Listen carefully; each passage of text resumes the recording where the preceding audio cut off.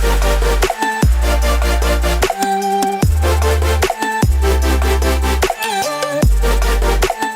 guys, how we doing? Welcome back to the Free Hammers podcast. As always with Luke and Lee. How we doing, lads? Good, mate. Yep, good. Nice to see you. Sadly, no Jack today. But, right, let's get started straight in City. So, that was the last game we played, guys. We haven't got a game now for a while because of the international break. Lee, you was there. Let's start with you. First half, less said the better. 2-0 down quite early. Didn't really get going. Antonio playing right didn't work. Tor plan as a sort of central midfielder / winger didn't work. I think we tried to have a plan to counteract Guardio's two fullbacks coming on. It didn't work. Second half, massive improvement. Could have easily got back in the game. Ended up coming away with 3-1. The third goal didn't matter. We was chasing the equaliser, so forget the third goal. As bad as Adrian was for it, it has to be said. But yeah, we lost. And you didn't really expect anything odd, really, did you? No. Paul, what do you make of the way we set up? If people have seen my review, do you think that was set up to not lose? Yeah, it looks like it. I mean, I should say I didn't see the game. All I've seen was the highlights on Match of the Day. I didn't get to see the actual game because I was away. But no, definitely. I mean, that seems to be what most people are saying. You know, we set up 5 at the back. I understand what he was trying to do. He was trying to play 3 at the back and then have the wingers banging on. But, you know, as soon as when you're playing against a team like Man City, someone who can keep the ball and press the ball that well, you just end up getting pushed back into a 5 at the back. And, yeah, I mean, it didn't work. And I think Slav said himself, didn't he, at the end of the game, that he set up wrong. The setup was wrong. But then, you know, like Lee says, we changed it second half. And again, I can only go by the highlights from what I've seen. But we did look better second half. We actually looked quite dangerous. So, yeah, no, I think we looked really good, didn't we? At some certain points, especially when Lanzini come on. He started probing and trying to make things happen. Yeah, definitely. I mean, just quickly going back to the first half. I mean, we could have lined up 4-4-2, 4-5-1. It wouldn't matter. Man City were they were good in the first half. They were playing some really. It reminded me a bit. I was being there, and I was there for the 6-0 cup game. It reminded me a bit of that as well. And we had Roger Johnson sort of backtracking and it sort of flashbacks to that at one point. But yeah, second half much better. Antonio, million times better player when he plays on the wing. Just unbelievable. Misaki was lucky to stay on the pitch, but that being said, he lovely cross for the cross, goal. He's a real quality player. That we'll go into that in the transfer roundup sort of thing. But I think he's a real asset. Like, he is a top player. Top player. I think he's got a lot to learn. Like I say, with the could have easily have been sent off. I think a real thing to note that I didn't actually know this. That probably people don't realise, he's younger than Byram. Yeah. Is he really? Yeah. Is he really? Well, so, I did not know that. No, you don't expect that. So he's still just like a youngster as well, learning the game. But he's so physical and like really can dominate his opponents. Like he did this bit of skill, and it was around like Silva and De Bruyne, and he was so composed. He was not nervous at that point either. I really like him. Ashley Fletcher, what did you make of him, Lee? First start? Tough ask. Playing up front on your own, well, as good as with Valencia. Tough ask, but I think he did well. He was playing against two international centre halves, don't forget, in Stones and Otamendi. So I think he did as well as could be expected. Had a couple of chances, sort of snatched a couple of shots, but as good as could have been expected, I think. And I think the last point really is Aguero. What did you make of that? I didn't see it at the time, actually. I was watching on telly. I didn't see it at the time. I don't know. What do you think? Oh, it's definite. It's a definite ban. Definitely. Yeah. I mean, when you watch it back, there's intent. You know, he swings his arm. There's intent. That's it. It's a red card. It's a ban. Yeah. And again, I didn't know. Changed the game, in your opinion, Lee? Sorry? If he would have went off, would that have changed the game? I don't think so. I think even with 10 men, I think they would have been good enough to hang on. That being said, last season we played against 10 men on numerous occasions and come out with victories. So you never know. But I think one positive, if you can take from it, is there aren't many teams that will stop him scoring this season. At least we managed to do that. Yeah. So something we've started doing now is preview of the next month. But before we do that, I'd like to do possibly a review of the last month. So it all started against Domzales.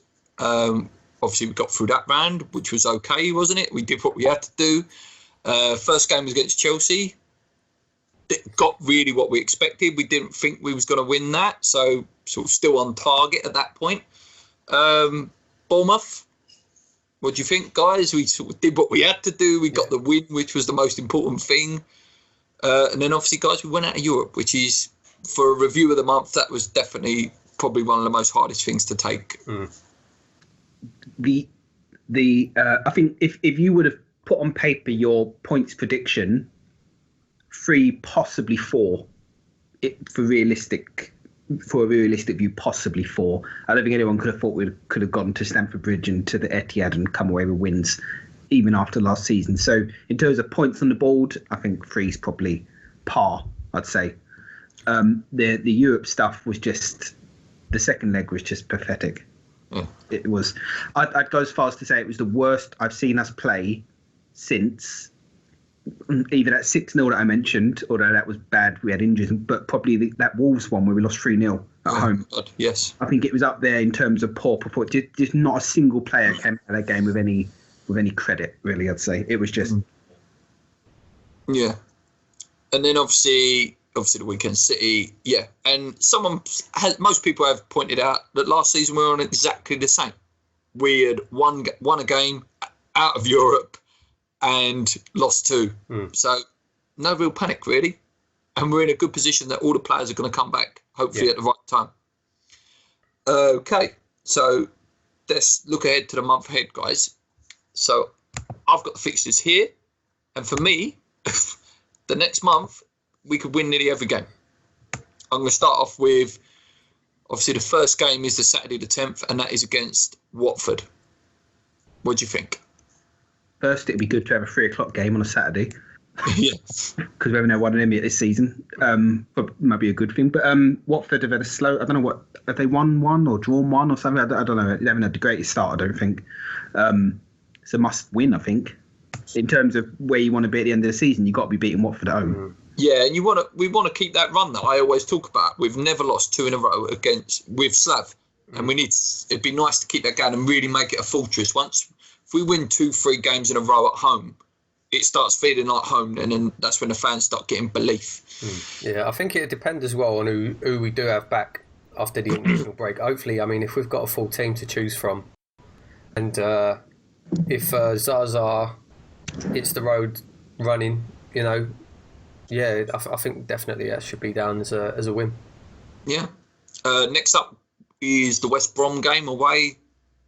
They don't really frighten me at all, but we have got quite a bad record up there, haven't we, at West Brom? Won 3-0 last year. They weren't playing for anything, so it was a nothing game, really. And again, they haven't done much business in the transfer window. It's just exactly the same as Watford, really. It's a game we should look to win.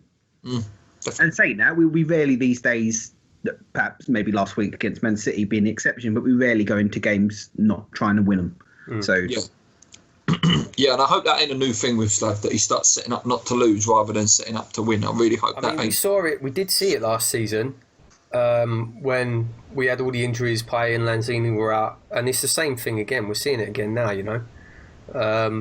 So you would hope when they're back, when the creative players are back, we are going to be more, attacking. Then next up after that, guys, is the League Cup, where we play Accra and Stanley. Should go through, but you never know. You really don't. I'm going to say it now. I think we're going to lose. I do. It's typical West Ham. They're gonna be well up for it. I'm assuming it's going to be. It's like going to Wembley. It's probably going to be on telly. It's not on telly. It's not. No. It's not. No. That's a surprise. But yeah, I mean, they're going to be well up for it. We're probably going to play kids. I think we're going to lose that. I really do, to be honest. It'd be a shame. It's a cup that we should be going out to win as well. What do you think, Lee? I don't think we'll play a weakened side at all, actually. I really don't.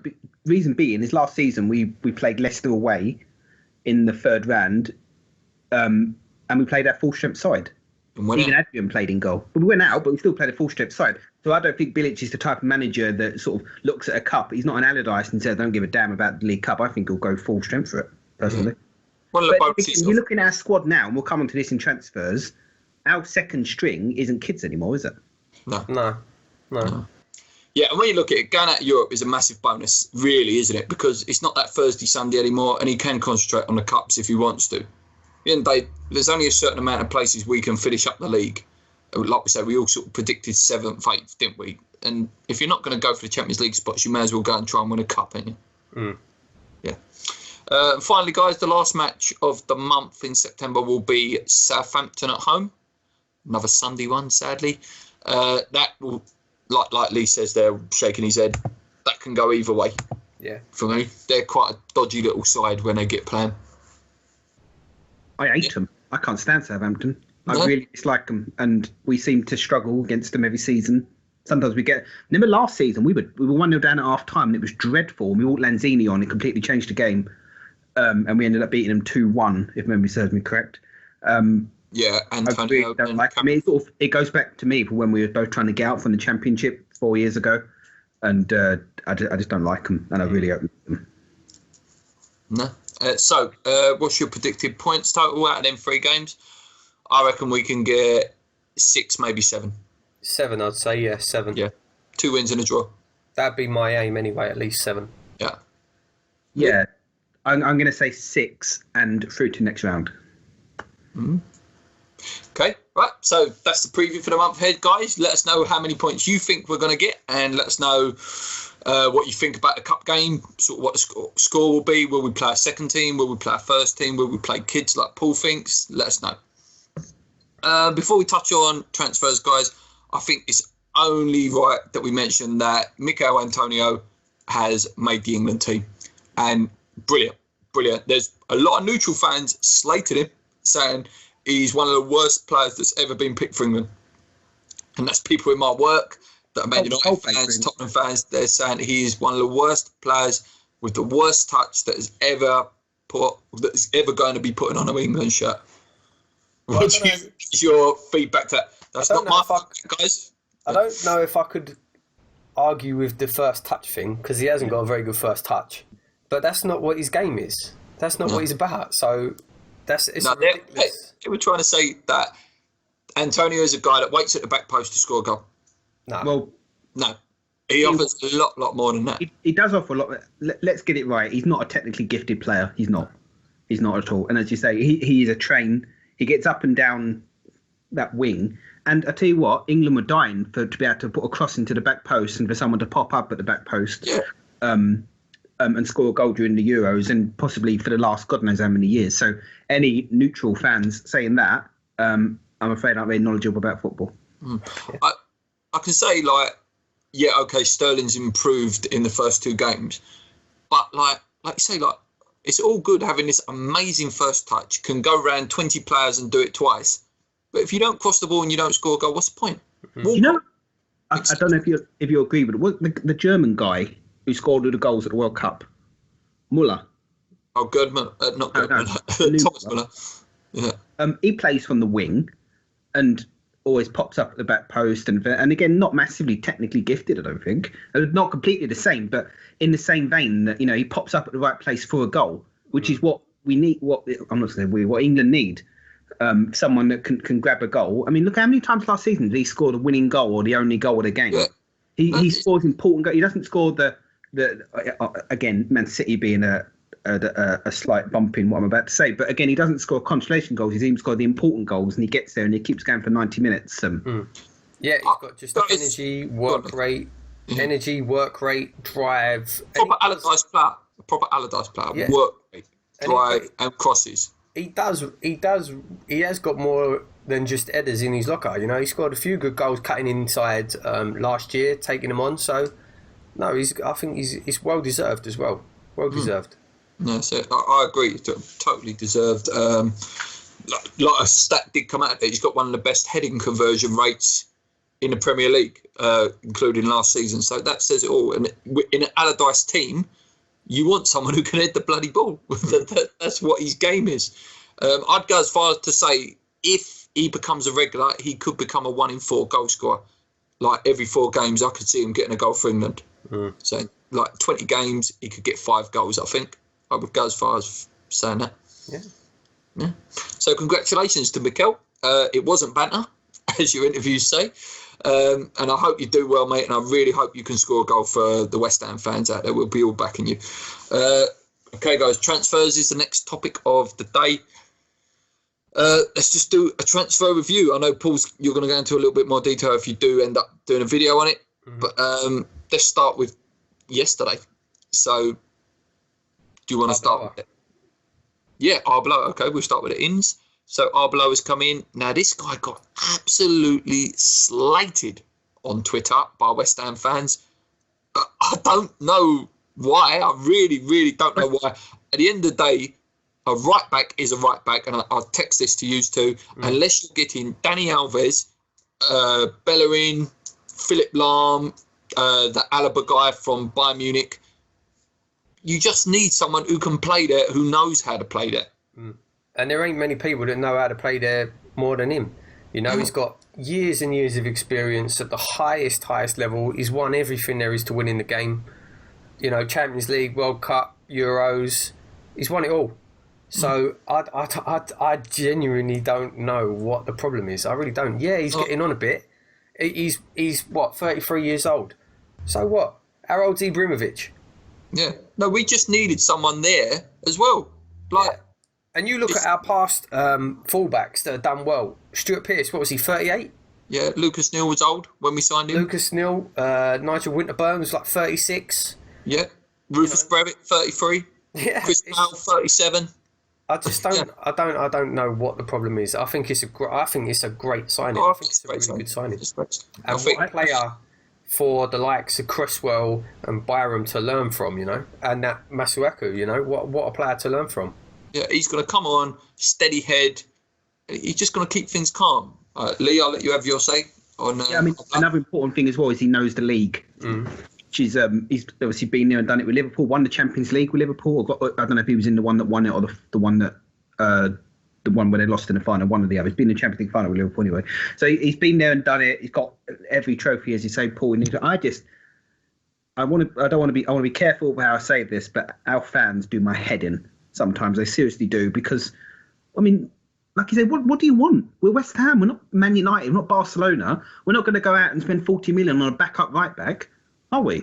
No, Come on, be serious. What do these people do before Twitter? Seriously, do they like spend their wife's ear for hours with like 30 comments about? Like, I don't know, ring up West Ham hotline, that thing you used to be able to do, and then just talk back at a recording message. What did you used to do? It just does my head in. Seriously, just be grateful. We've got one of the best owners in the entire division, and you just spend your entire life slating them on Twitter, and it does my nothing. I don't know if any of you see, I put a video out on Twitter. There was an Arsenal fan that said about our owners that he wished that West Ham's owners were Arsenal fans and they were Arsenal owners because they would go and win the league, because they're showing some intent. I would say the only letdown of this transfer window is that we did not sign a marquee striker. Marquee. Yeah, that's true. Zaza's not marquee for me. That's true, but you can't say they didn't try. Oh no, they did try, but you know, when you get in reports coming out that we bid 42 million for Lacazette, I mean, you can't do much more than that. Yeah, and I think, like Jack said it last week, didn't he? He shouldn't have leaked that they're going for it. If they would have pulled it off, and it would have been a surprise, that would have been a lot better than we're disappointed that we didn't get this Lacazette, Lukaku, whatever you want. So I put this on Twitter the other day when I was having a debate with a fellow fan, and I said, what's a good season for a West Ham striker? Bearing in mind, I don't know if you two saw this, but I've got it up here in front of me, only Vardy, Aguero and Kane scored over 20 goals last season. Yeah, when people say we want a 20-goal season striker, there's not many of them in the world. No. And they cost an absolute fortune. Yeah. I think people are forgetting that for a striker to get 30 goals is not a regular occurrence. It doesn't, bless you, Messi and Ronaldo and Suarez. In the Premier League, it's quite rare for a striker to hit 30 league goals. No, really 15 is a good season now. 15, you're half decent. Yeah, 15 is a good season for, I'd say, 15. Yeah. So also yesterday, guys, right on the deadline time, apparently, West Ham legend left, guys. Enner Valencia has left. Hallelujah! We're not going to see him in a West Ham shirt, at least for another year, guys. And how the hell they've agreed option to buy for 14 million, I do not know. Mate, and you watch, right? He's going to go to Everton. He's going to score 25 goals this year. He's going to be worth £42 million. They're going to take him for 14, and we'll all be crying. But it's a weird one, isn't it, Lee? You've said it. It's a weird transfer to Everton. It's a panic buy. It's a West Ham buy of 3-4 years ago. It's a panic buy. It's a Benny McCarthy. Maybe it's not that bad. I don't know. Am I doing them a disservice? I don't know. It hasn't really happened from West Ham, sort of minus the first 6 months that him and Sacco were up front. And it's that sort of gives me the slight fear that he's going to go and strike up a really good partnership with Lukaku. It could happen. It could. Because at international level, he's 1 in 3, 1 in 4, 1 in 3 maybe. Playing as a striker. I think, Paul, you've said this numerous times before, but he doesn't play for a striker for us. So I have a fear that him and Lukaku could strike up a good partnership. That being said, he's, you don't all of a sudden develop a fantastic. No, the thing is as well. Go on, Paul. No, I was going to say, I think the thing as well, though, what the Valencia that we've seen, he's been terrible. There's no denying it. He's been terrible recently, but his confidence is completely gone. His confidence is completely shot.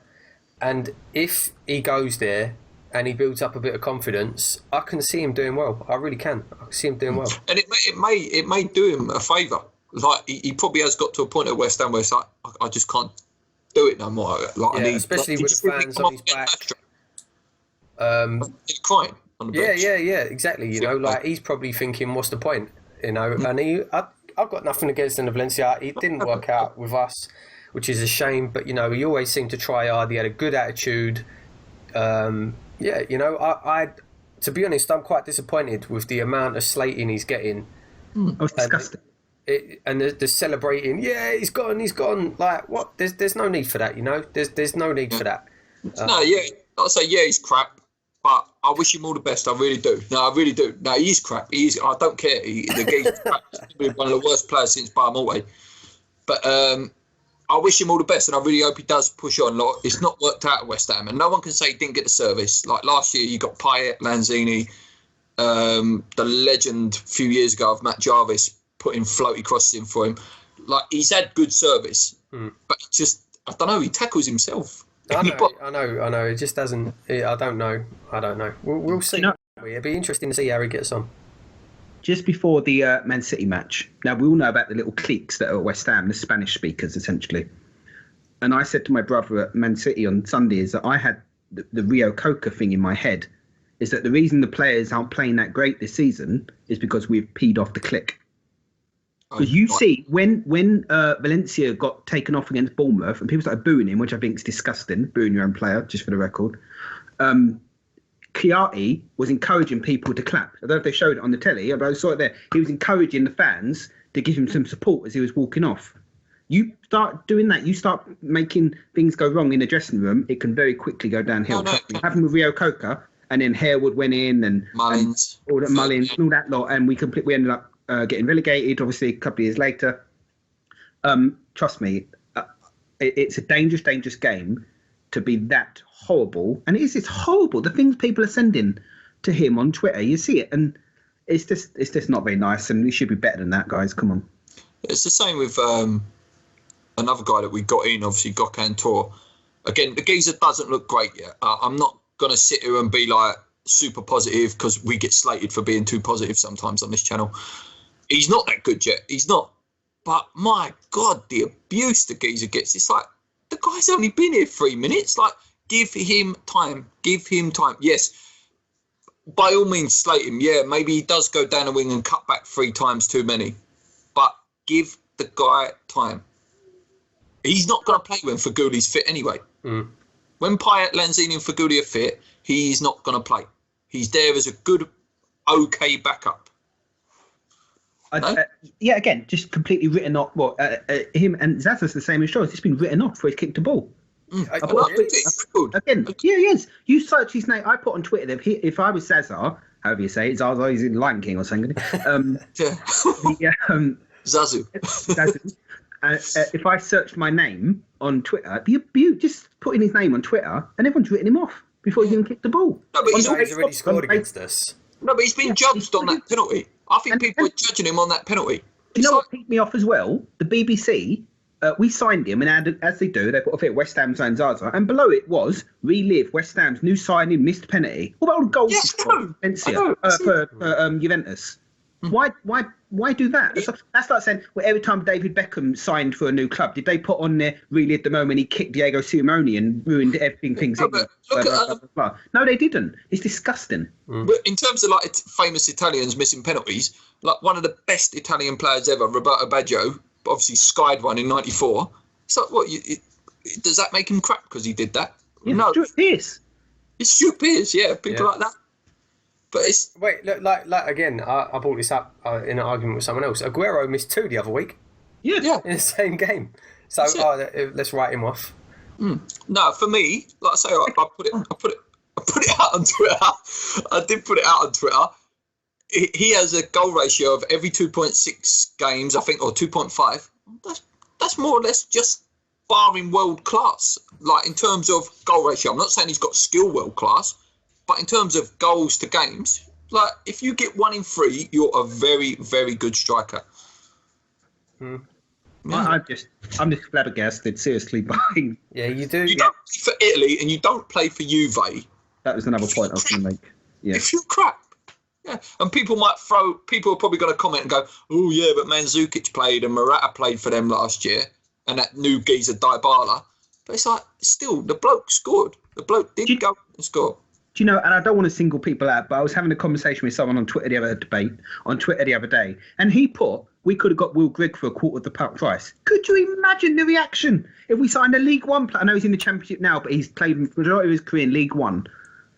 He couldn't even get on the Euros. He couldn't even get a single game. Was we linked with Robson Garner as well? It's like, can you imagine? No. I mean, it all stems from David Sullivan saying we're going to sign a £30 million striker.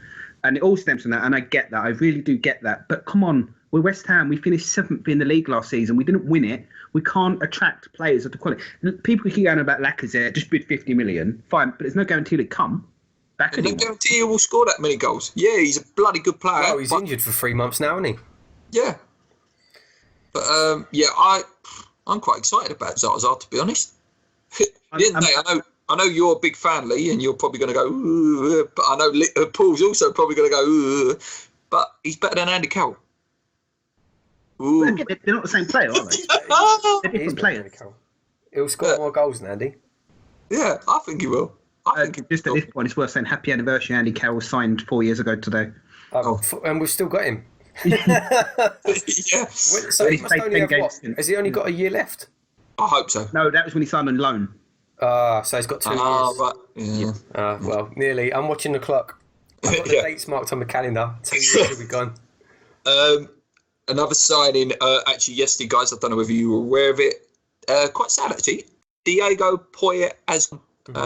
I quite liked him. Obviously, he didn't really get a chance, but the few pre-seasons he played, he was a lovely passing midfielder. There's obviously something else behind that, though, because he couldn't even get a game. Where was he on loan last year? Dalton, which is his boy club, wasn't it? Yeah. And he couldn't even play there. So, I mean, I don't know. Same. You know, when we see him pre-season last year, he only played once this pre-season. But, yeah, he looked tidy, he looked decent. But, I don't know. The fact that he's not even playing regularly for sort of League One clubs means he's probably never going to be good enough. He's not good enough. Yeah, it's a strange one because he was brought in and as you say, made his debut at Old Trafford. Memory serves. Yeah, and he was good and played well actually. But I don't want to slate the kid because I don't know this for sure. But it strikes me as a bit of an attitude problem. A bit like an Elliot Lee one where it was he likes his own comforts and wasn't like you say, went to Charlton, but he's not prepared to possibly go to I don't know, somewhere up north. Like he liked being in London and I don't know. He was playing abroad, wasn't he? When we signed him. No, Charlton. Got him from Charlton. Where was he? Why have I got a thing in my head that he was playing in Spain? No, Charlton. I don't know. Anyway, another one that's gone out, Reece Burke. It's quite a shame that he's gone out on loan, but obviously he wants first team experience and he is prepared to go out and get himself to the level he needs to be at to get in the West Ham team. And the key thing is he signed a new contract before he went. So that's very key. Again, people get mental at this on Twitter. Like people having breakdowns. Yeah. But the guy signed a new contract and said in his interview, "I want to go out on loan. I want to." It was him. Sorry, yeah, that's where, again, this is going to be controversial, but that's where I question someone like Reece Oxford. He thinks, he gives me that sort of young Pogba vibe where he thinks this is God-given right to start, or I'm going to hold your ransom and go to Man United next year. Like, go out on loan, mate. You're bloody 17 years old. You're not starting. No? Do you not think? Yeah, no, I agree. Yeah. Yeah, Paul? Yeah, no, I do agree. He needs to be out getting first team experience, playing every week. Yeah, you're not Premier League. If you're old enough, you're good enough. Like with your Marcus Rashford, who's just took it by storm. But to play centre half at 17, I think is a big challenge. I think that's a totally different ball game, and I don't think he's ready. I really don't. He showed glimmers of brilliance, but you put him in against Lukaku's and Ibras, he's getting bullied, really bullied. I was shocked he didn't play in the second leg of the Europa tie. Actually, they played Reed and Ogbonna, wasn't it, that started? I was shocked he didn't play in that game, I must say. So, it's a strange one. Okay. Obviously, sort of, I'm trying to go backwards on the list. Masuaku came in. Like I say, we've touched on him, bits and bobs. Fantastic. Really fantastic. Still, by the looks of it. He looks like one of those Sullivan and Tony Emery ones that they've plucked out of the wilderness, and he's going to be a real starter. He's one of them, I'll be honest.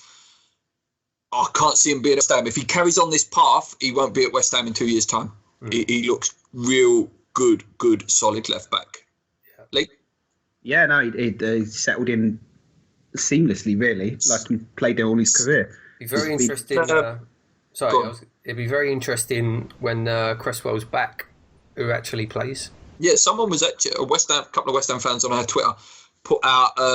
Could you see him in left midfield? I think I've said this as well. What I can see is there being I think I said it on this podcast actually last week.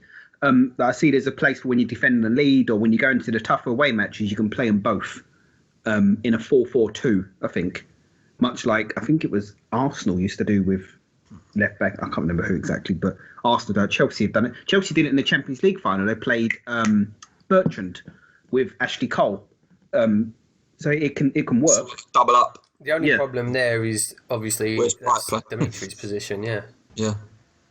But there's options, isn't there? Like you can change games. Like if you could possibly push Dimmy there into the centre attacking mid and push him on the left and let him pull the strings. That's the best thing with options now, which is great. Going through, I think the next one was Ayew in terms of going backwards. 20 million. Good show of intent from the board, I have to say. Not a striker. I know Jack said last week that his dad likes this thing of seeing wingers turn into strikers. He's a good player, but I don't know. I think we could have got better than him. I hope I'm proven wrong. You say that, but who?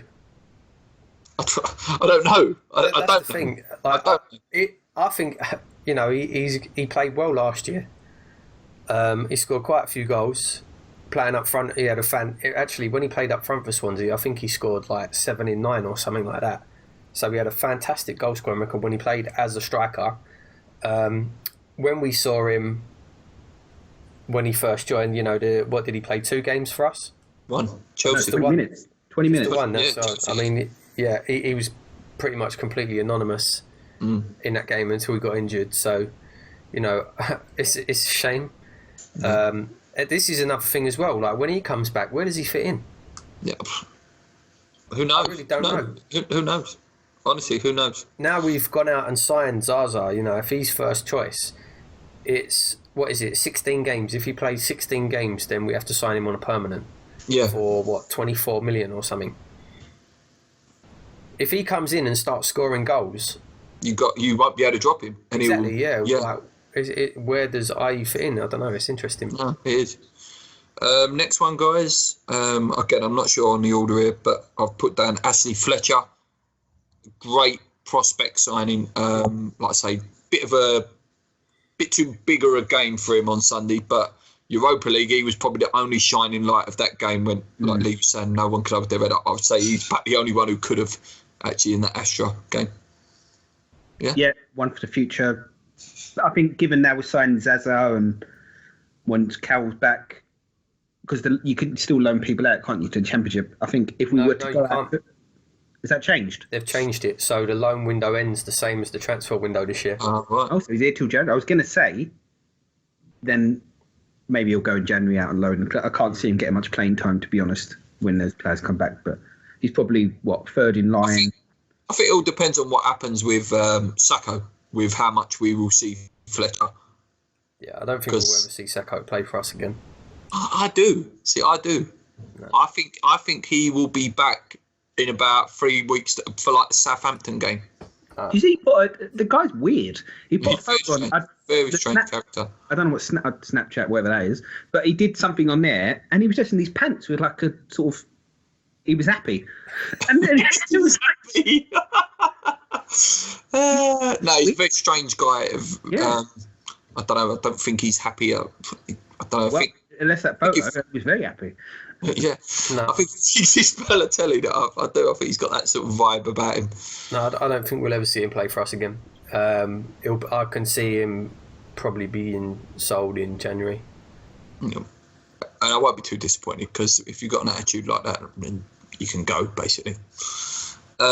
Next one, Nordvet, guys. For me, he blows hot and cold. 1 minute you've got this Jabi Alonso passing midfielder, and then the next minute you've got someone who can't even string a pass 2 yards. He's another that's been completely written off by our fans. Completely. And again, he's played, 3-4 matches, and, carrying an injury for the last 2 apparently as well. So I think this little break would do him the world of good. And people forget how hard it is to adapt to the Premier. Very rarely does a player come from. It's unique for a player to come from a foreign league and hit the ground running. It doesn't happen very often, and people forget that. It's a tough league to come into, and especially in like central midfield, where everything happens in a Premier League game. That's where it all happens, doesn't it? Yeah, one mistake there is crucial in the midfield in the Premier League. But in fairness as well to him, what one of our midfielders has played well so far this year? Noble's been very, very bad, and even Kiyate not been good either. Doesn't look up to it yet. He's a great player. I'm not slating Kiyate at all, but none of that central midfield have looked good yet, in my opinion. They haven't, and I still, Paul, again, you've said this in the past, I think, I'd love to see Lanzini in there as part of the three. He played there quite a bit last season, and I mean, in my mind, at the moment, it's Kiyate, Lanzini, and I don't know. Noble will play. But carries on. Carrying on playing as he is. The thing is, our fans will never turn on Mark Noble. They won't. I'm sorry, and perhaps rightly so that he's West Ham and everything like that. But people, you still got to maintain a certain level of performance, and unless he bucks his ideas up, I don't think. Yeah, I know. I was the first to say that his performances improved dramatically last year, Mark Noble, but he seems to have dropped off again. And I hope he ain't going to fall back into that sort of very poor performance, because this guy's supposed to be perfect passing stats, but his pass has been awful in his first 3 games. Awful. I don't know. Again, it's very controversial from a West Ham fan to slag off one of our own.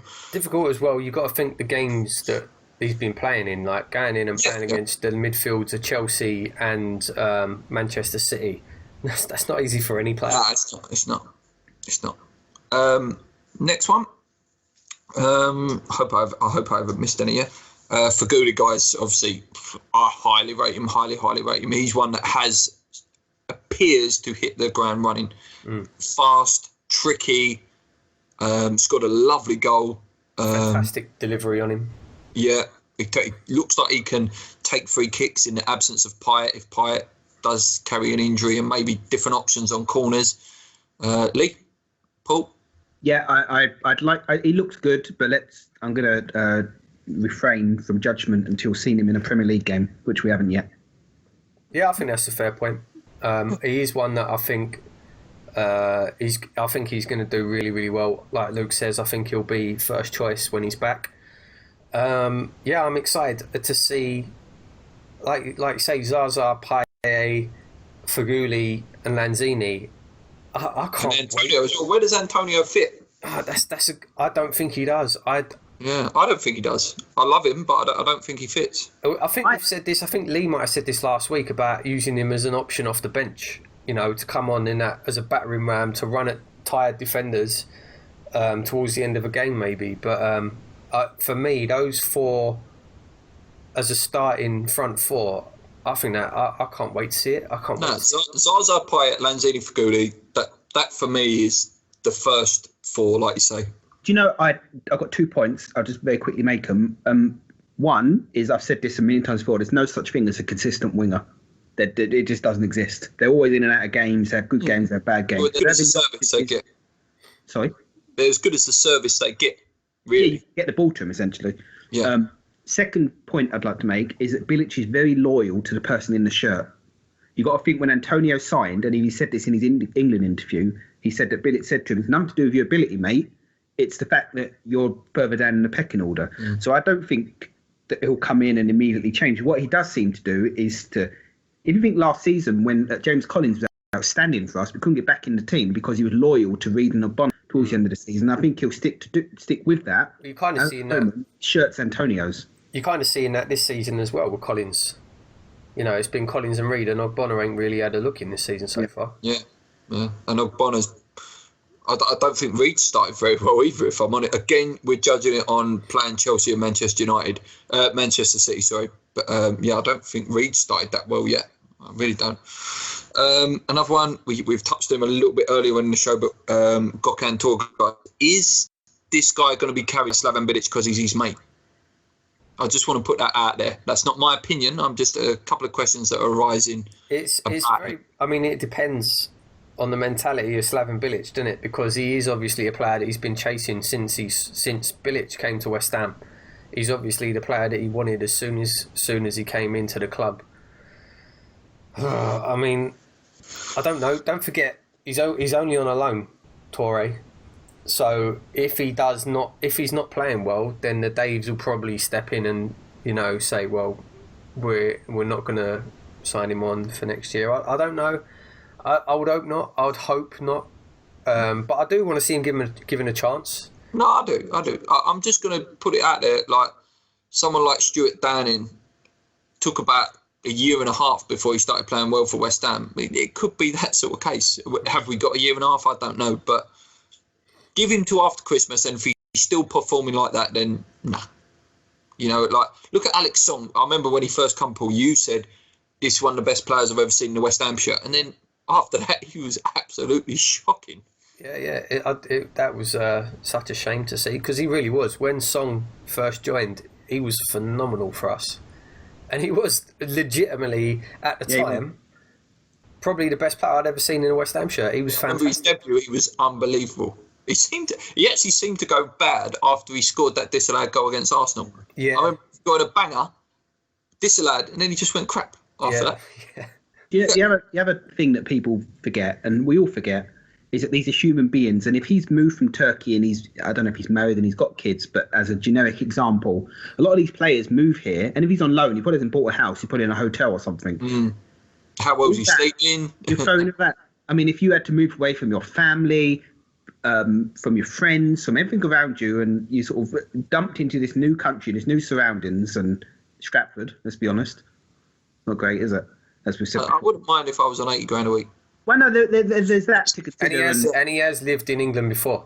He has, but I mean, he's still a human being, and if his wife's Turkish, and if his kids are in school in Turkey, they're probably still in Turkey. And again, I don't know the guy. I don't know. Well, like you say, he can't go and buy a house till he's permanent, can he? Like he can't go, oh yeah, I'm going to go and buy a £10 million house because I might not be here next year.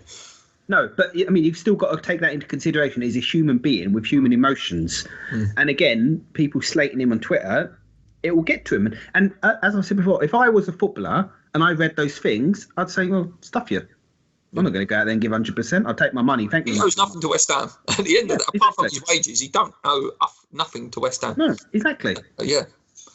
If I missed any, I'm just going to put it out there. Lanzini obviously signed on a permanent. One of the best bit of businesses we've done in years. Fantastic player. Could be worth an absolute fortune in the next few years if he carries on his development. You guys, just a touch on Lanzini? Well, you know what I think about him. again, I've said it so many times, and I'll say it again. You know, like you say, if he carries on his development, I honestly think in a few years' time, he'll be right up there. He'll be right at the top. I think he's got the ability to be like a Coutinho sort of player. Coutinho's going to be a bit trickier, but he's better. He's better. He's got everything in his game. He really has. He's one of the most well-rounded players I've seen. He's got everything. You know, he can run with the ball, he can shoot, he can track back, he can tackle. His work rate's really good. The only thing hanging over him is his injury record. Just remembered another one there, guys. RG Cagliari, obviously is coming as well. What do we make of him so far? Nervous wreck, I think, if I had to sum him up. Yeah, he's got something, but nervous wreck. Yeah, I don't. Sorry, Lee, go on.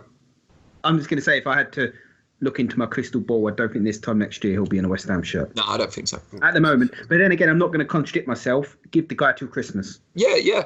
But at the moment, it seems like he's so nervous. Again, he's one of them. Once he gets his first goal, if it ever comes, he could go on. You know, like it takes that sometimes, like one off his bum or one off his head. The thing though, like he's obviously missed a couple of big chances that have been highlighted, but the fact that he's even got into the positions to have them chances, again, going back to the likes of Valencia wouldn't have even been there.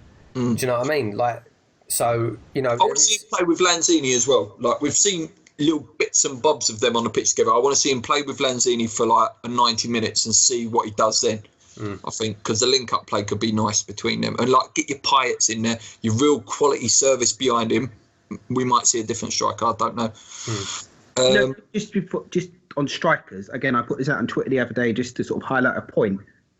5 years ago, I think it was, in the transfer window, we signed Ilan, Benny McCarthy, Kovac, Sela. That's the sport. Franco came that summer. Just fast forward. I liked Franco. just fast forward 5, 6 what years. We got now, yeah. And just be grateful. Come on, guys. Yeah, no, I am. Such a long way in a short amount of time, and it's ridiculous, really. Small steps. Again, like I say, I don't want to be overly positive, but yeah, it's small steps to get to that big goal. And like I say, we've smashed the transfer record for our club every year that they've been here. So you've got to give them credit for that. You really have. The other thing to quickly say is, again, I'm not repeating everything I put out on Twitter, but we're now signing players from some of the best teams in the world. Before we would have sold our best players to them. Let's be quite clear. Well, like with an IU, I know I've sort of said my bits about him earlier, but like I say, to be able to go to Swansea and go, we're having your best player.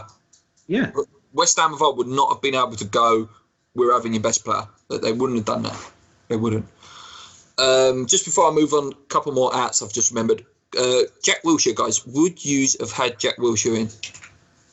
Depends.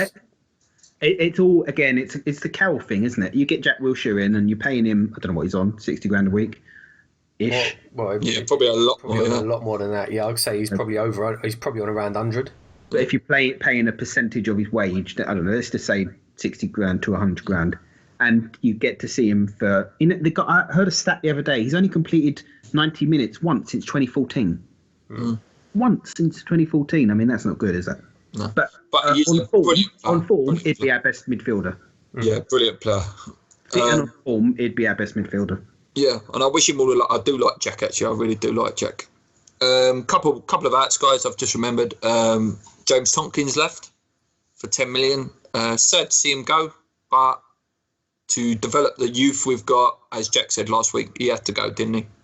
And he hasn't started very well for Palace either. Well, I've got a couple of Palace fans in work, actually, and they're saying he's not going to get in that team in front of two centres, Dan and Delaney.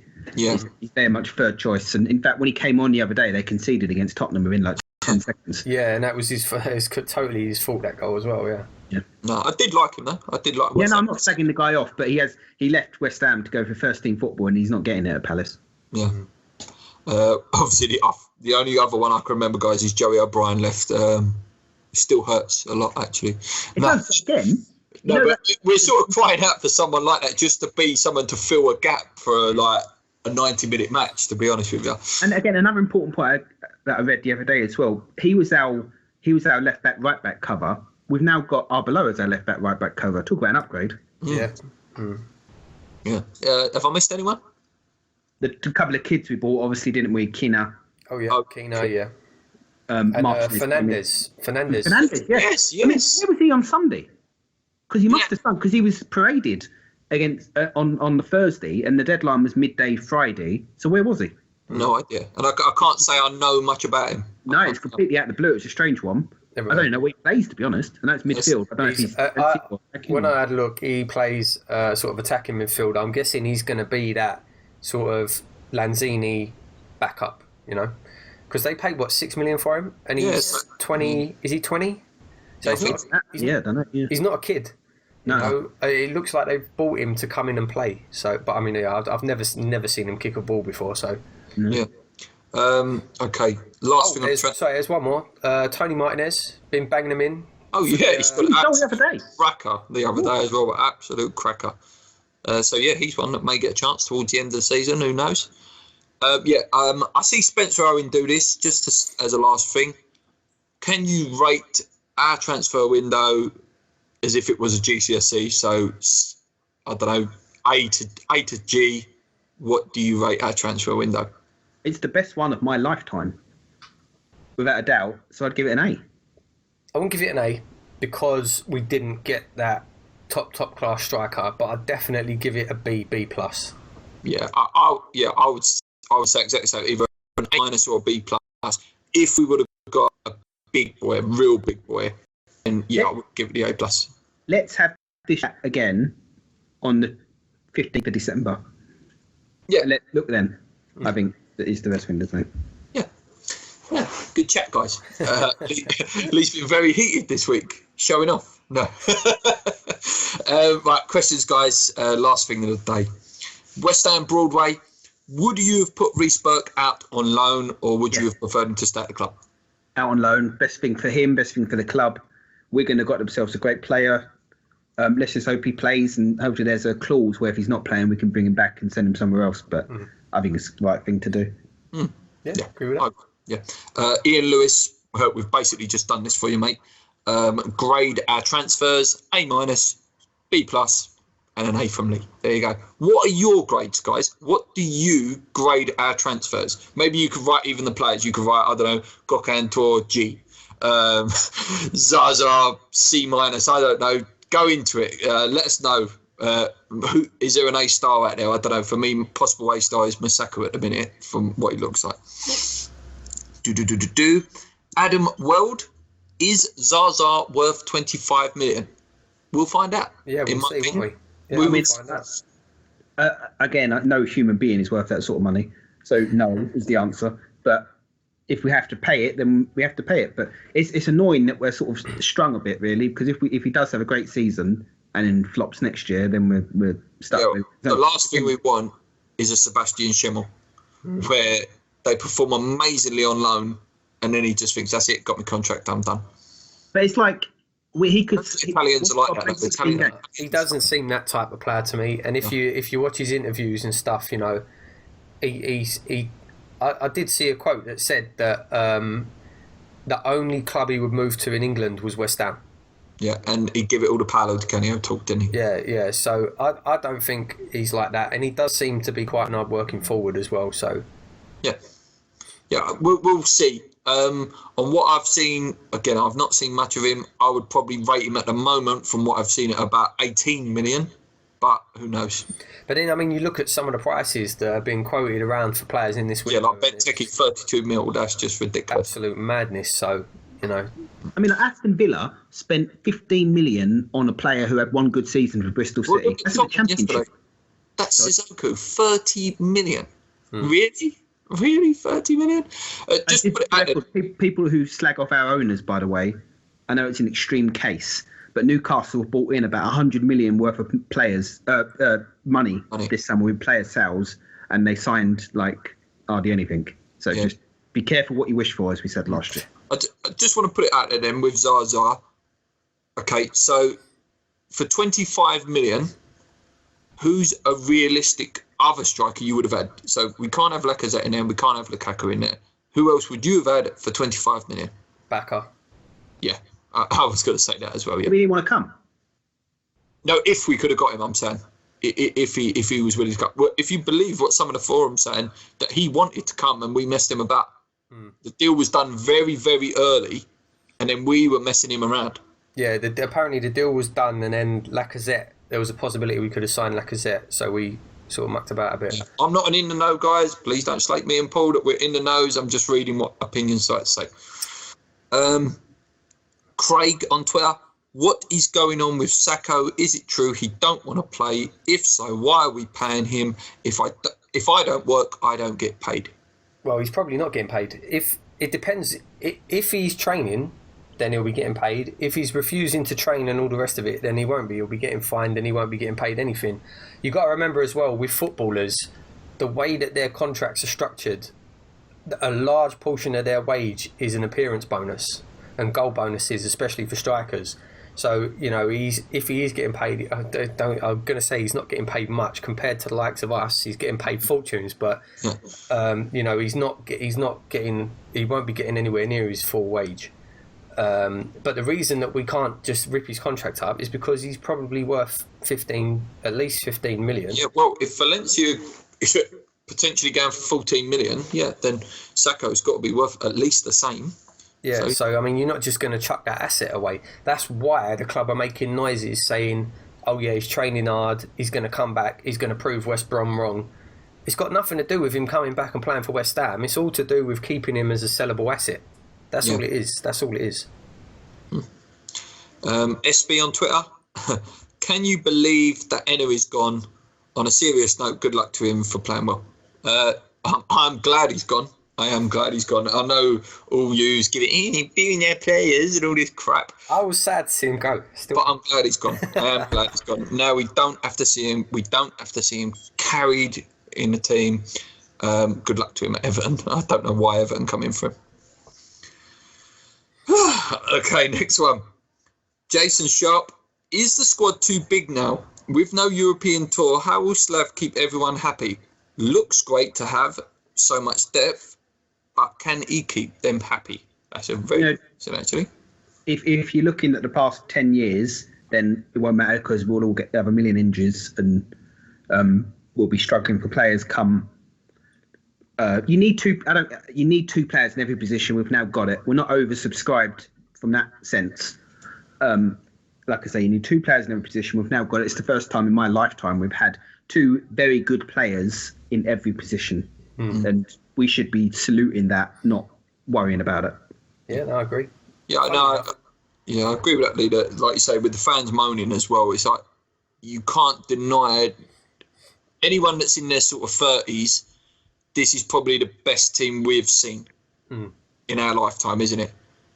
But I mean, like your stars, yes, you had your Sinclairs, your DiCanios, your Joe Coles, but all over 11 and bench is the best. Last season, Leicester won the league without changing a player. I bet their 7 subs weren't moaning because they were being successful. You be successful, you're part of a winning squad, you're not upset. I would say, funny enough, the only place now we're overstocked is at striker. Yeah, possibly, yeah. For one position, you know, you've got obviously Zaza, Carroll, Sacco's still on the book, so you've got to count him, Caleri, Fletcher, Ayew if he's going to play there. That's 6 strikers for one position. That's a lot. So I'd say we're probably got too many strikers on the book. Yeah.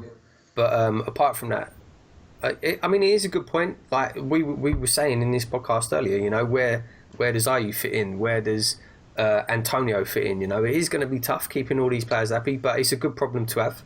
Yeah. And at the end of the day, that's what will hopefully improve us, is these players have to be on their toes because they know one crap game and they're out. That's a big point. That's an important point. And when in our lifetime could you ever not predict our starting 11? Yeah. No, it's like you say with Markley, it's like, as much as the West Ham fans, and like, yes, the geezer is West Ham through and through. He's a great lad. But if his performances don't pick up, we can't carry him. We can't carry these players. You can't carry the Gokhan Tours or even Sheck, who I thought at one point Sheck was undroppable. But if he doesn't perform well, he's going to be out as well. He won't be playing. Obviously, Obiang as well did stay as well. You know, so the other thing to say, in the past, player might have hobbled on because of an injury. Now we can say, just rest yourself. We've got a quality player to come in. Don't worry about it. We'll still be okay. Whereas before, it was just unfortunate that all the good attacking players are injured at the same time at the moment. Yeah, although now I feel like we are more prepared for that because, like I say, Lanzini's out. We've got this Fernandez. Don't know how good he is. Don't know anything about him, but at least there's another body to come in. Do you know what I mean? Yeah. Next question from Rob on Twitter. Did any of us at any point fear that Dimitri was going to leave? I'm going to admit, at about 5 o'clock yesterday, the odds for Real Madrid and PSG dropped to 2-1 and 4-1. And I will admit, I did get a little twinge in my trousers where it was like, oh dear, he could be going. But I didn't believe it. I really didn't believe it. I do not believe they would have put the pictures on the stadium if he was ever had any intent of going. It would be complete and utter suicide from our owners to have sold him. Complete, especially, I mean, like you say, 5 o'clock. If we'd have sold him at 5 o'clock, even if we'd have sold him for 100 million, what are we going to do with that 100 million in a couple of hours? Nothing. Yeah, that did come out as well, didn't it? Sullivan did say we did get a late bid from an unnamed club and they went 100 million. And obviously they didn't want to meet it. I think the only way it could have possibly gone is if Real Madrid would have sold, I think it was Isco that could have left. It would have had to be a swap deal for someone of major quality. Like I see post-match pints say about Rodriguez, and even they said, but Rodriguez is not going to come to West Ham. No, of course not. You know what I mean? If they'd have said, right, say Real Madrid had said, right, we're going to offer you a swap deal, Payet, for, let's say, either Rodriguez, Isco, or Modric. I would have took Modric. I would have took Modric. I tell you. I would have took Modric. I'm not going to lie. Modric, I love Payet, I love Dimitri, but I think Modric would have come and played his art out for Slav as well. But just while we're talking about Payet, what's your opinion on him possibly going to start a game for France tonight or tomorrow? I'll be honest, this is what I think, yeah. I think he's been kept quiet. I think they've kept him on the bench, kept him quiet until that transfer window closes, because if he comes, bangs in 2 free kicks, all of a sudden that hype starts building and then people want to start spending money. And I think they did it as a plan. I honestly do. It's an interesting point, yeah. It's a fair point. Do you think it's right he's going to start a game for France? If he's fit, then he can do what he wants, mate. He's the best player that's ever put a West Ham shirt on. If he's fit to start. No, but as a West Ham fan, you're seeing him going to play for France when he couldn't play against Man City on Sunday. I don't care. Who said he couldn't? Like, who's that down to? Is that down to him? Is that down to the owners? Is that down? Well, that's what I mean. I don't know. So no, I don't. Does it not annoy you a bit? We don't know. I mean, would I like to have seen him play? Yeah. Do I think it would have made a difference to the outcome of the game? Probably not. No. So, I'll be honest. When I got nervous that Dimi was going, is I thought if Rodriguez would have gone to Chelsea, I think they would have come in hard for Payet, Real Madrid. I was very worried that Rodriguez was going to get sold and then they'd go, boom, okay, 60, 70 million, and it would have been cheerio. You know, and I said this 2 weeks ago, he's not going to have a good a season this season as he did last. And I'll say it again now. You can quote me. It might not be as good. It might not be as good, but I still think he's going to have a good season. I don't think he's going to tail off and have a bad season. I will go out and say he will assist at least 15 goals and get 8 goals. That's more than he did last year, isn't it? No, he scored 12 last year. How many did he assist? I don't know, mate. He got a bloody lot, though. Did he get about 12 last year? Something like that. But yeah, that's enough for on the transfers, actually. That's probably the best bit of business we've done. We kept Dimi, and it's a great message to all the Premier League that we're not to be messed about with anymore. Last question from Jake Justico. Fun one, actually. If you could have a pint with one West Ham player, who would it be and why? One from the past, one from the present. There's only one answer, and it's Colton Cole. There's only one answer, that's it. It's Colton Cole. I'd love to have a pint with Colton.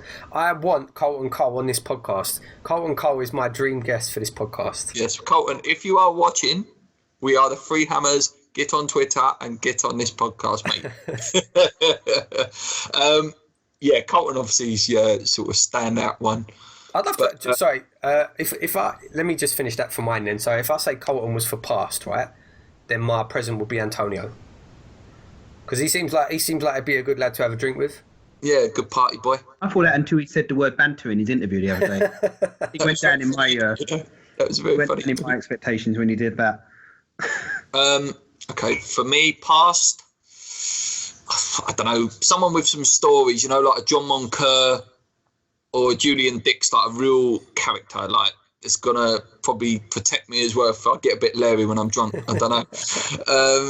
And for now, I don't know. I think someone like Ginge would be a good laugh. He seems like a good laugh to go out for a beer with. I don't know, mate. I just had a memory of a player for the past for you, mate, who knows how to have a good time. Old Steve Lomas. Oh, right. I'm about to see that. We've met him very drunk before, haven't we? Yeah. Sorry, Lee.